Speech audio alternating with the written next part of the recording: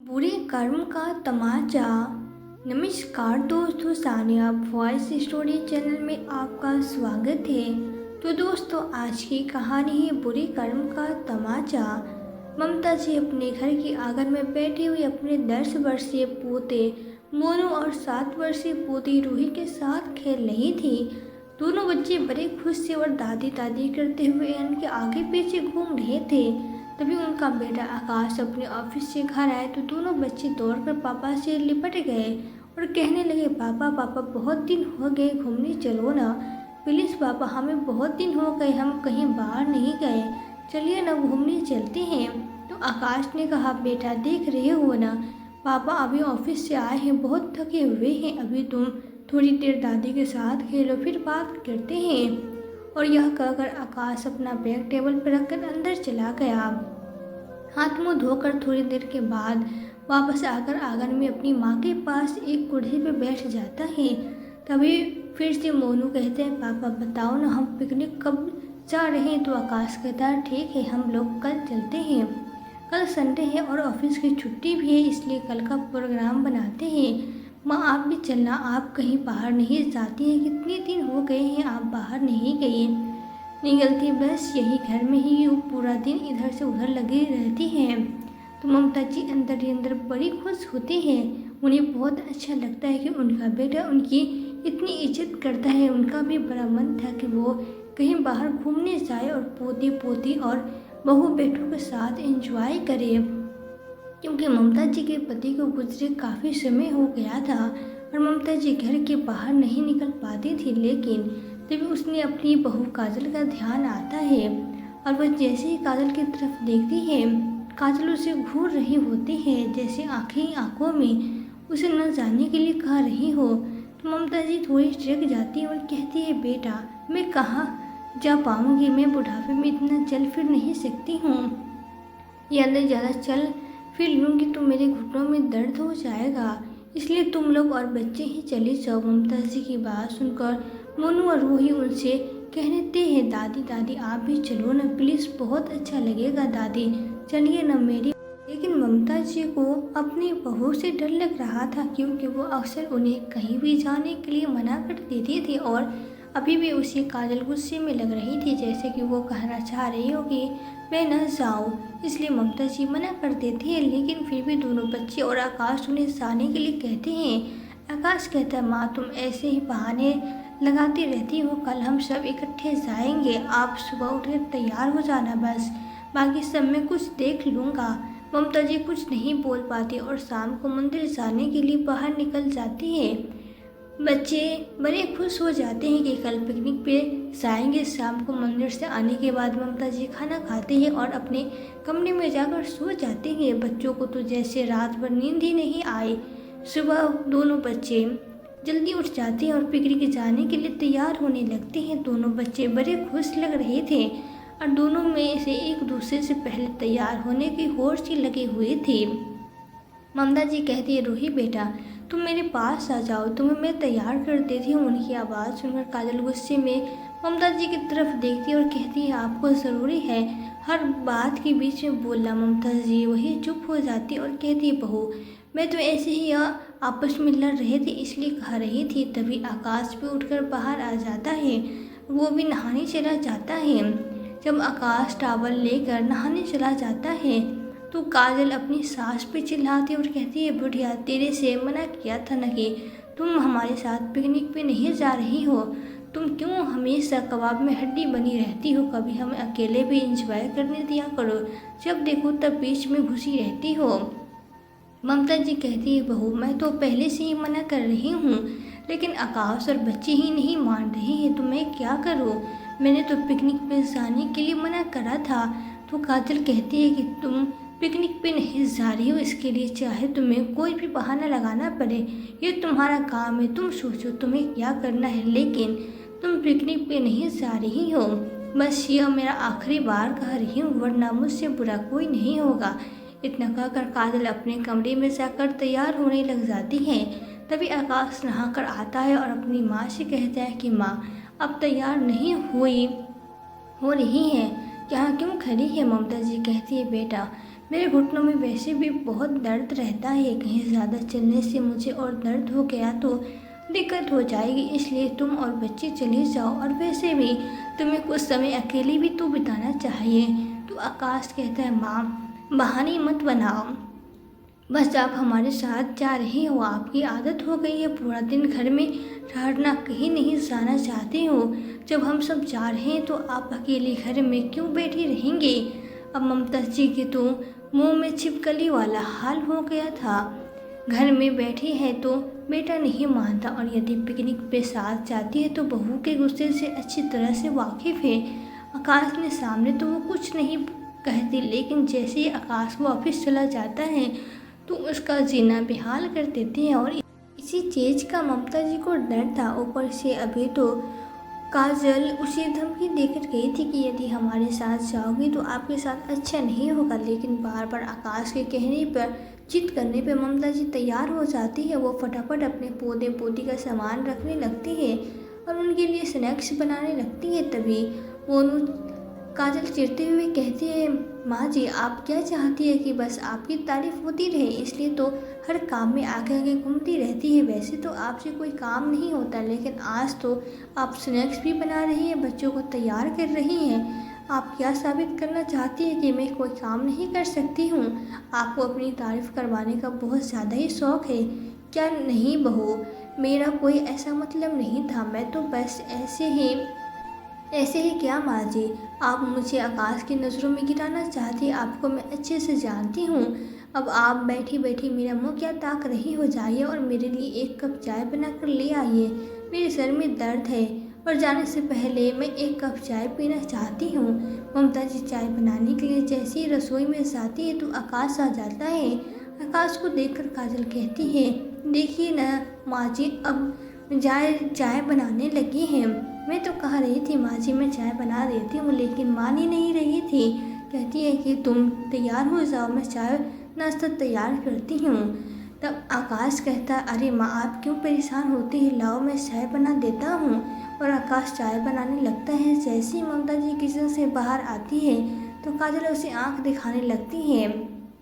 जब से आकाश ने माँ को पिकनिक पर चलने के लिए तैयार किया है, तब से ही काजल का दिमाग गर्म है, उसके दिमाग में तूफान उठा हुआ है, अंदर ही अंदर पूरे जा रहे हैं। अब तो काजल हर बात पे ममता जी का अपमान करती रहती है और उन्हें कुछ न कुछ सुनाती ही रहती है। ममता जी अपने कमरे में जाती और अपने पति मोहन बाबू की तस्वीर को देखकर कहने लगती है, देखिए जब से आप गए हैं जिससे मेरा तो परिवार ही छिन गया है। बेटा बहुत प्यार करता है मुझे, अपने साथ पिकनिक पे ले जाना चाहता, लेकिन बहू तो मैं फूटी आँख नहीं सुहाती। अब आप ही बताइए मैं क्या करूँ। मेरा भी बड़ा मन है कि मैं बच्चों के साथ और आकाश के साथ पिकनिक पे जाऊँ, लेकिन काजल है कि मेरा परिवार तो जैसे ख़त्म ही हो गया है। अपने ही लोगों के बीच बैठने का अधिकार छीनना चाह रहा है। आप तो चले गए, लेकिन मुझे अकेला छोड़ गए, चाहकर भी बेटे का सहारा नहीं ले सकती। बेटे पे तो जैसे एक माँ का हक ही नहीं है रहा, सब एक बहू का है। यहाँ कोई अपना नहीं है, ना ही कहीं जाने देती है। मेरा ही घर मेरे ही लिए जेल हो गया है और बेटा सोचता है कि मैं कहीं जाना ही नहीं चाहती हूँ। आप ही बताइए मैं क्या करूँ। तभी ममता जी को बहू की बातें याद आती हैं और वहीं चारपाई पर लेट जाती हैं। जैसे आकाश अंदर आता है तो पूछता है, माँ आप अब तक तैयार क्यों नहीं हुई। तो ममता जी कहती हैं, बेटा मेरी तबीयत ठीक नहीं है, तुम लोग चले जाओ। लेकिन जैसे ही आकाश अपनी माँ के माथे पे हाथ रखता है तो वो बिल्कुल नॉर्मल नज़र आते हैं। और आकाश कहता है, नहीं माँ आप बिल्कुल ठीक है, आप हमारे साथ जा रही हैं और यदि आप नहीं जाएंगी तो मैं भी कहीं नहीं जाऊँगा। अभी भी काजल पीछे खड़ी दरवाजे से सब देख रही थी और ममता जी को जाने के लिए मना कर रही थी, लेकिन बेटे का इतना प्यार देखकर ममता जी पिकनिक पे जाने के लिए तैयार हो जाती है। तभी पीछे से काजल की आवाज़ आती है और वो आकाश से कहती है, आकाश जब माँ जी नहीं जाना चाहती है तो आप जिद क्यों कर रहे हो, उन्हें यही आराम करने देते हैं। आकाश कहता है, काजल माँ को कुछ नहीं हुआ है, वो आराम हमारे साथ जा सकती है, उन्हें कोई प्रॉब्लम नहीं होगी। काजल यह सुनकर आग बबूला हो जाती है, लेकिन आकाश के सामने कुछ नहीं कह पाती। उसे बहुत गुस्सा आ रहा था, वो मन ही मन बड़बड़ाए जा रही थी। इस बुढ़िया ने बेटे को अपना वश में रख रखा है। घर में इसी का राज चलता है। देखना, आज इसको ऐसा मज़ा चखाऊंगे कि आगे से अब पिकनिक पे जाना भूल जाएगी। थोड़ी देर में सब तैयार होकर घर से बाहर निकलने लगती हैं, लेकिन ममता जी अपनी बहू के गुस्से को जानती थी। उसे पता था कि अभी आकाश के सामने वो कुछ नहीं बोल पा रही, लेकिन इसके बाद परिणाम भयंकर होने वाले हैं। वो मन ही मन सोचने लगती है कि उन पे घास गिरने वाली है, क्योंकि काजल चैन से बैठने वालों में से नहीं थे। पर आज ममता जी ज़्यादा नहीं सोचना चाहती थी। वो भी अपने पोते पोते और बेटे के साथ पिकनिक को एंजॉय करना चाहती थी। काजल आकाश के सामने अच्छा बनकर दिखाते हुए कहने लगी, माँ जी, आप तो ऐसे मना कर रही हैं। ठीक है, तो आप अच्छा हुआ आप पिकनिक पे हमारे साथ आ गई। ममता जी सब समझ रही थी, लेकिन अब वो अपनी बहू से ज़्यादा अपने बच्चों पर ध्यान दे रही थी और वो खुलकर घूमना चाहती थी, हंसी खुशी अपना दिन बिताना चाहती थी। इसलिए उसने काजल की बात पे ध्यान नहीं दिया और सोचा जो होगा बाद में देखा जाएगा, अभी तो आकाश साथ है। इसलिए वो कुछ नहीं बोलेगी। बच्चे रास्ते में बड़े खुश थे और खुशी खुशी सब लोग पिकनिक स्टॉप पर पहुंच गए। असल में ही भी लोग एक झील के किनारे बने हुए बड़े से पार्क में घूमने गए हुए थे। पार्क में जैसे ही पहुंचे बच्चे उछल कूद करने लगे और ममता जी भी ठंडी हवा का आनंद लेने लगी। काजल ने खाने पीने का पूरा सामान बाहर निकाला और वहाँ एक बड़ी सी चटाई बिछाकर सारा सामान उसके ऊपर रख दिया। अब बहुत खुश थे, लेकिन काजल के मन में अभी भी वही बात अटकी हुई थी। ममता जी का यहाँ वहाँ आना उसे अच्छा नहीं लग रहा था। उसका पारा अभी भी 7वें आसमान पर था। जब आकाश ने पूछा कि तुम इतनी परेशान क्यों लग रही हो, तो काजल कहने लगी, मेरे सर में बहुत तेज़ दर्द होने लगा है इसलिए।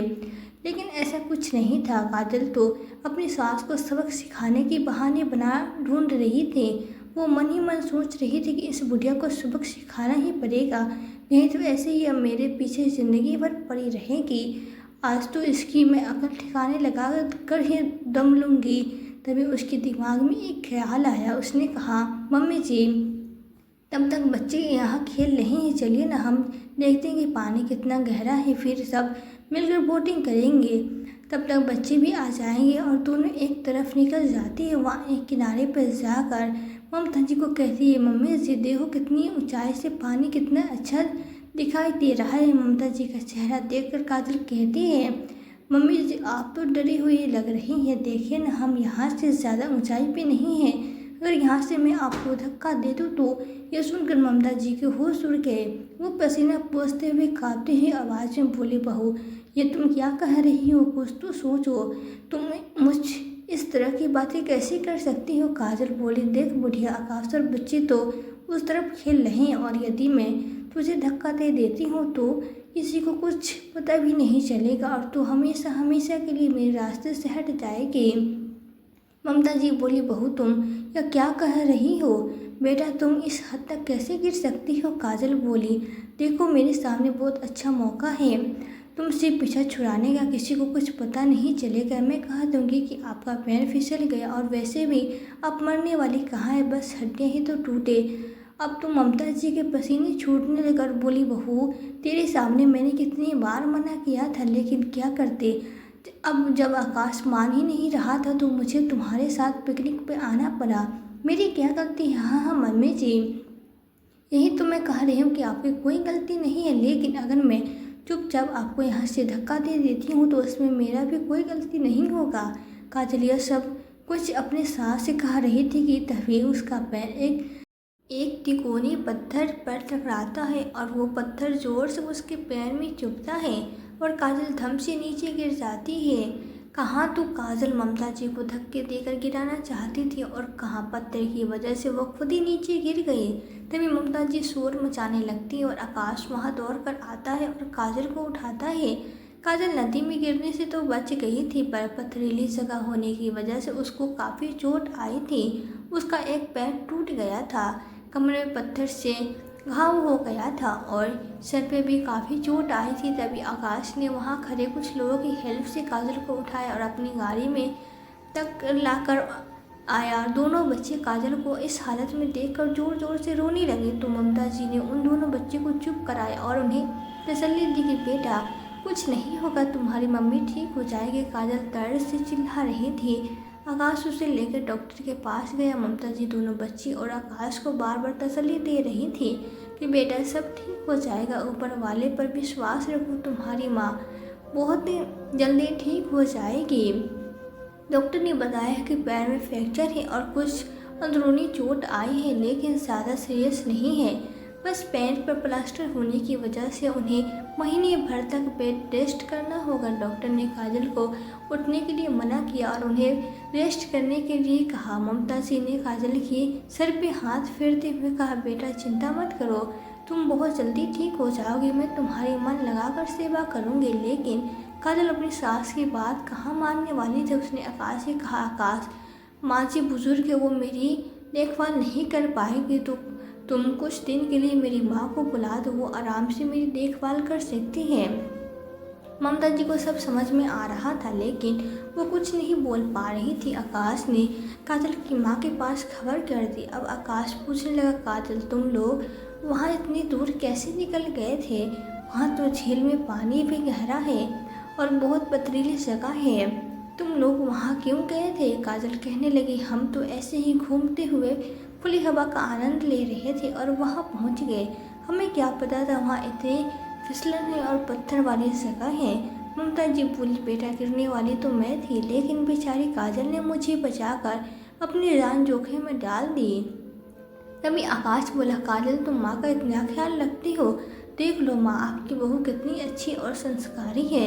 यह कहकर आकाश जैसे ही बाहर निकला तो काजल गुस्से में बड़बड़ाते हुए बोली, बुढ़िया तुम ये क्या ड्रामा कर रही हो? कभी कहती हो मैं तुम्हारी सेवा कर दूंगी, कभी कहती हो मेरी वजह से बहू ने चोट अपने ऊपर ले ली, तुम क्या साबित करना चाहती हो? तुम्हें क्या लगता है तुम्हारे ऐसा करने से क्या मैं तुम्हें माफ़ कर दूंगी? ऐसा तो भूल कर भी मत सोचना, समझी? ममता जी बार बार बहू को समझाने की कोशिश कर रही थी। बेटा शांत रहो, टेंशन मत लो, गुस्सा मत करो, वरना तुम्हारी तबीयत और ख़राब हो जाएगी। लेकिन काजल कहाँ मानने वाली थी। वो बोली, बुढ़िया मेरी माँ आने वाली है, मेरी सेवा के लिए वही काफ़ी है, तुम हम दोनों से दूर ही रहना।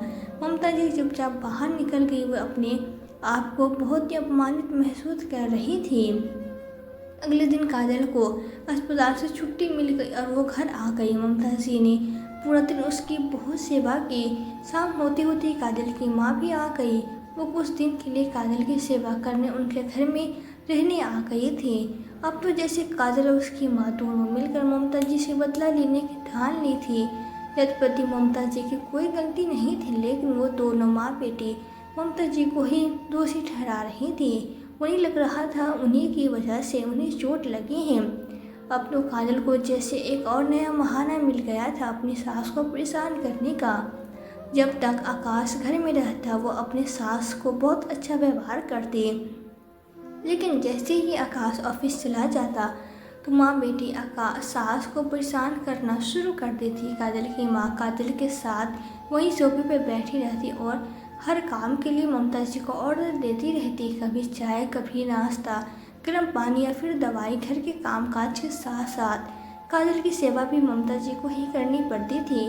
और जैसे आकाश घर आता तो माँ बेटी ऐसे बदल जाती जैसे वही ममता जी की सेवा कर रही। और करते करते एक सप्ताह बीत गया था, लेकिन न तो काजल का पैर ठीक हो रहा था और न ही ममता जी के प्रति उनका रवैया। कई बार उन्होंने काजल और उसकी माँ को आपस में उनकी बुराई करते सुन लिया था।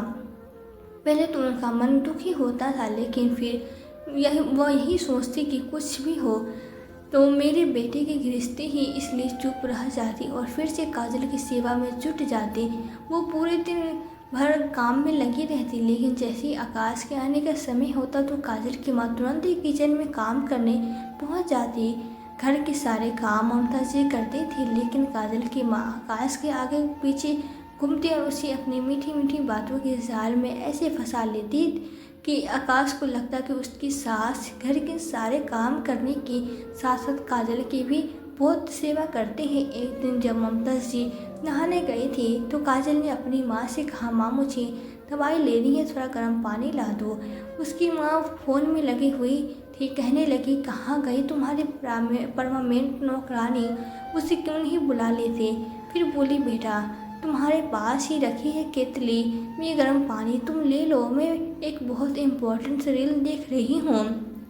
जैसे काजल पानी लेने के लिए आगे बढ़ी, उसका हाथ केतली तक नहीं पहुँचा और टेबल खिसक आने की वजह से काजल नीचे गिर गई। वो जोर से चीखी तो ममता जी दौड़कर कमरे में आई और काजल को उठाते हुए कहने लगे, बेटा क्या कर रही थी, मुझे क्यों नहीं बुला लिया, उठकर खतरा मोल क्यों लेती हो, ऐसे तो तकलीफ और बढ़ जाएगी।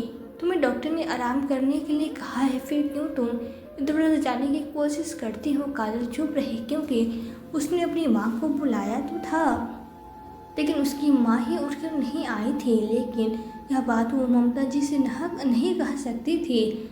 गिर जाने की वजह से उसके पैर का दर्द बहुत बढ़ गया था, तो आकाश उसे अगले ही दिन डॉक्टर के यहाँ ले गया। तो डॉक्टर ने कहा, आपको इनका ख्याल रखना चाहिए, फ्रैक्चर बढ़ गया तो दिक्कत हो सकती है, महीने बेड पर ही भी रहना पड़ेगा। यह सुनकर तो काजल डर गई। अब तो हर काम को करने के लिए वो ममता जी को ही बुलाती थी, क्योंकि उसकी माँ तो पहले से ही ज़्यादा ध्यान नहीं देती थी। सिर्फ आकाश को दिखाने के लिए उसने माँ को अपने पास ही रखा हुआ था और घर नहीं जाने दिया, क्योंकि वो आकाश को यह नहीं बताना चाहती थी कि उसकी सेवा उसकी माँ नहीं बल्कि ममता जी कर रही है।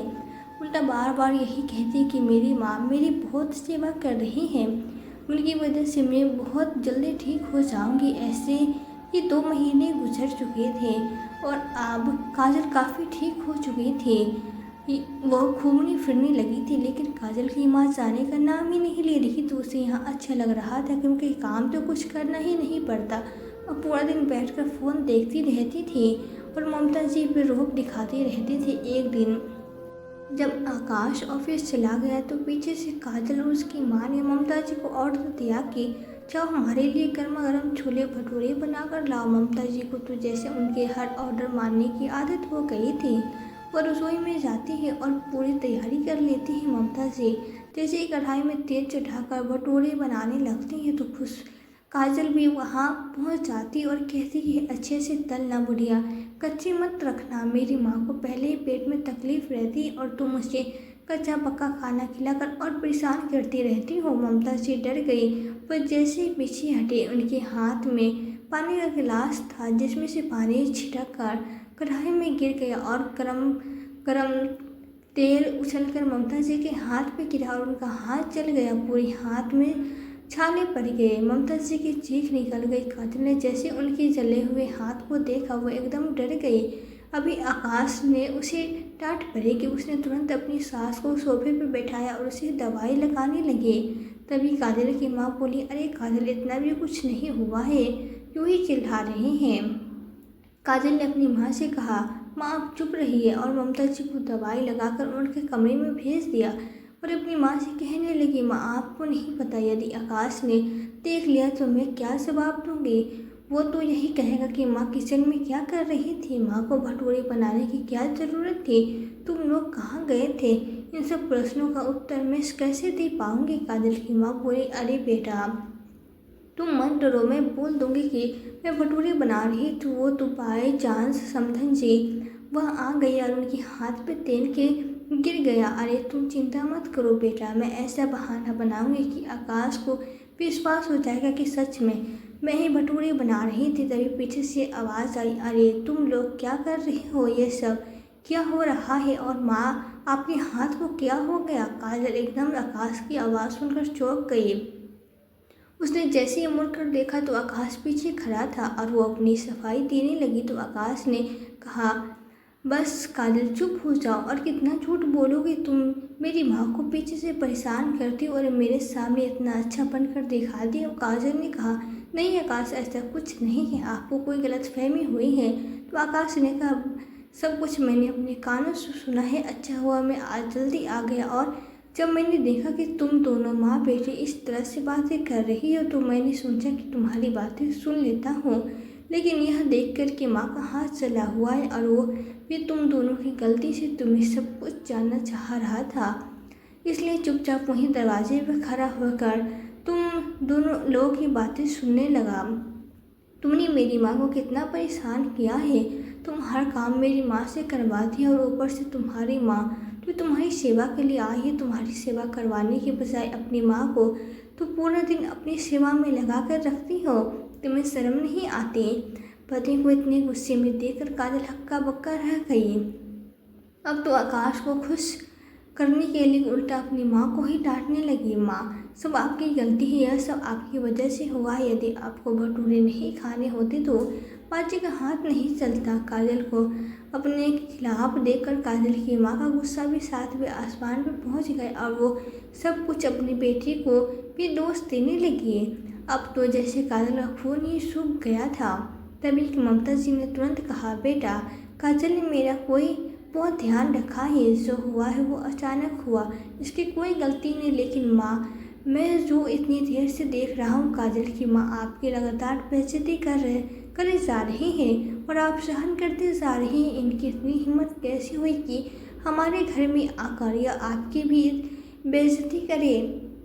बात तो बिगड़ता हुआ देखकर काजल की माँ ने पिकनिक की पूरी सच्चाई आकाश के सामने रख दी और आकाश को बताया कि कैसे काजल आपकी माँ को धक्का देना चाह रही थी मगर खुद ही गिर गई। यह सुनकर तो आकाश का गुस्सा सातवें आसमान पे चढ़ गया। इससे पहले कि वो काजल को कुछ कहता, काजल ने उसके पैर पकड़ लिए, उनसे माफ़ी मांगने लगी। आकाश, मुझे बहुत गलती हो गई है। आकाश ने एक जोरदार तमाचा काजल के गाल पे जड़ते हुए कहा, तुम इतनी नीच हरकत कैसे कर सकती हो? तुम मेरी माँ को मारने चली थी। कई बार मुझे शक होता था कि तुम माँ के साथ अच्छा व्यवहार नहीं करती हो, लेकिन फिर मुझे यही लगता था कि शायद मैं गलत समझ रहा हूँ। अब तो काजल की होश ठिकाने आ चुके थे क्योंकि आकाश को पूरी सच्चाई पता चल गई थी। अब वो गिड़गिड़ाने लगी, माफ़ी मांगने लगी तो ममता जी बोली, बेटा, कोई बात नहीं, गलतियाँ बच्चों से होती जाती है। तो आकाश कहने लगा, माँ, यह गलती नहीं, गुनाह है, इसे पापों की सज़ा मैं देकर रहूँगा। ममता जी बोली, बेटा, सज़ा तो इसे मिल चुकी है, या बच्ची है, कोई बात नहीं, इसे माफ़ कर दो। ममता जी की बातें सुनकर आकाश बोला, देख लो, यह वही माँ है जिसे तुम इतना परेशान करते आई हो और आज जब तुम पर बात आई तो वो तुम्हारे सामने ढाल बनकर खड़ी हो गई। तुम्हें शर्म आनी चाहिए, एक माँ समान सास को तुमने इतना परेशान किया। काजल लगातार रोए जा रही थी और अपनी सास और पति से बार बार माफ़ी मांग रही थी। ममता जी के कहने पे आकाश ने उसे माफ़ कर दिया, लेकिन साफ साफ कह दिया कि यदि कभी इस तरह की हरकत दोबारा की तो वो उसे डिवोर्स दे देगा। अब जब काजल को अकल आ चुकी थी, उसे अपनी माँ और सास में फ़र्क दिखाई दे रहा था। जिस माँ को वो इतना प्यार करती रही, वही माँ आज उसकी दुश्मन बन गई थी और जिस सास को उसे हमेशा नफरत की थी, वही सास आज उसके साथ खड़ी थी। तो दोस्तों, यह थी हमारी आज की कहानी। आज की कहानी आपको कैसी लगी हमें कमेंट बॉक्स में कमेंट करके ज़रूर बताएं। यदि वीडियो आपको अच्छी लगी हो तो वीडियो को लाइक और शेयर करके, चैनल पर नए हो तो चैनल को सब्सक्राइब जरूर कर दे, साथ ही बेल आइकन को प्रेस कर दे ताकि आने वाली वीडियोस की नोटिफिकेशन आपको मिलती रहे। तो आज के लिए बस इतना ही, मिलती हूँ आपसे एक नई वीडियो में एक नई कहानी के साथ। कहानी में अंत तक बने रहने के लिए आपका दिल से बहुत बहुत धन्यवाद।